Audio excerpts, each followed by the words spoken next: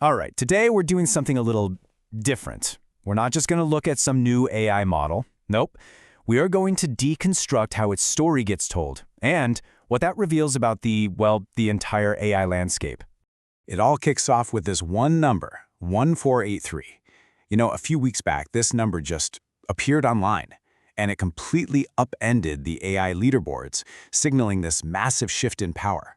But, and this is the important part, the number itself isn't the whole story, not even close. Because this is how most people actually heard about it. It wasn't some dry data point. It was a direct challenge. It was a voice out there basically saying, hey, your current tools, the ones you rely on every single day, yeah, they're obsolete now. Now that is a powerful way to get someone's attention. So here's the game plan for this explainer. First, we'll look at the raw news, what we're calling the displacement event. Then we're going to decode the messenger who broke that news. After that, we'll build a whole new analytical framework, the auditor's blueprint, and use it to reconstruct the original signal. And finally, we'll deliver the final verdict on why any of this really matters. Okay, first things first, let's get the facts straight. The core event is this: a model named GROK 4.1 shot to the #1 rank on the LM Arena leaderboard. Its ELO score, which you can think of it like a chess rating, it measures skill in head-to-head matches, it hit 1483. And just like that, it displaced the established leaders, like GPT and Claude. A new king was crowned. Now, the channel that broke this story, Bit Biased AI, used a classic technique. I like to call it the displacement frame. See, it doesn't start with a friendly hello. It starts by pointing a finger right at what you're doing, using ChatGPT, and telling you it's now the wrong move. This creates this immediate, powerful sense of urgency, this fear of being left behind. And that right there brings us to the real heart of our analysis today. Because let's be honest, in the crazy, fast-moving world of AI, how a story is told is often just as important as the story itself. So let's decode the messenger. So this channel follows a remarkably consistent and, I gotta say, effective narrative structure. It's a 6-step playbook designed to take you from wait, what? To, okay, I get it now. It starts by displacing your tools, gives you the technical why, audits the new features, stages a direct showdown, gives you a reality check on costs, and then wraps it all up in a neat little recommendation. Honestly, it's a masterclass in persuasive communication. And you have to pay attention to the language here. The whole script is built on these short, punchy, super high certainty statements, just like this one.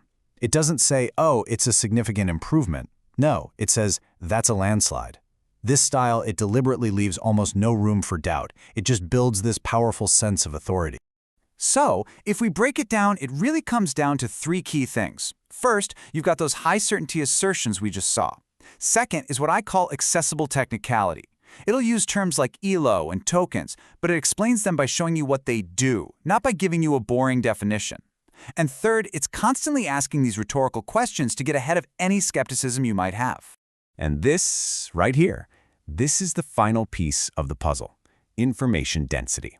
Every single claim, every bit of praise is immediately anchored to a hard number. It's not just better, it's 64.8% preferred in blind tests. It's not just more reliable, its hallucination rate dropped from 12% to 4%.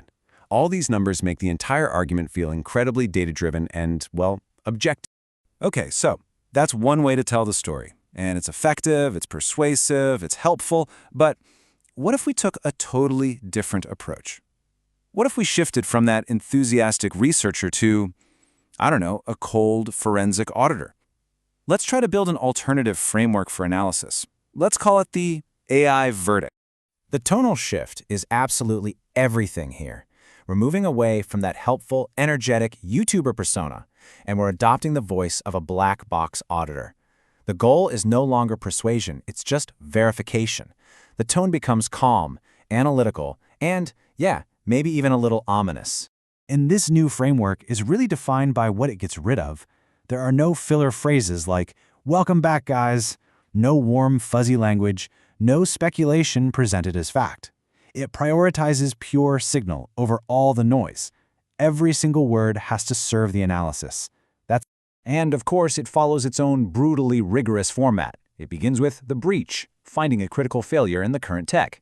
Then it presents the raw evidence, explains the mechanism, conducts comparisons, analyzes the cost, and finally, it ends with the verdict, a cold, calculated recommendation of who has to adapt and who is, for the time being, safe.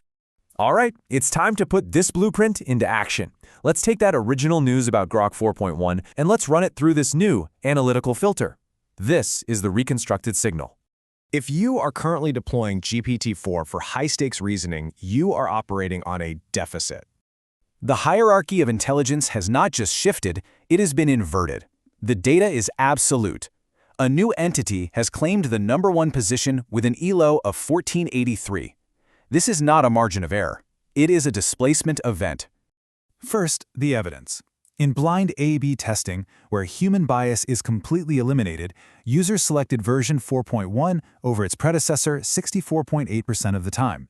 This delta suggests a fundamental architectural realignment, not merely an incremental update. Second, we examine the most critical metric for any enterprise application: reliability. The factual error rate, otherwise known as the hallucination rate, has been reduced from 12% to 4%.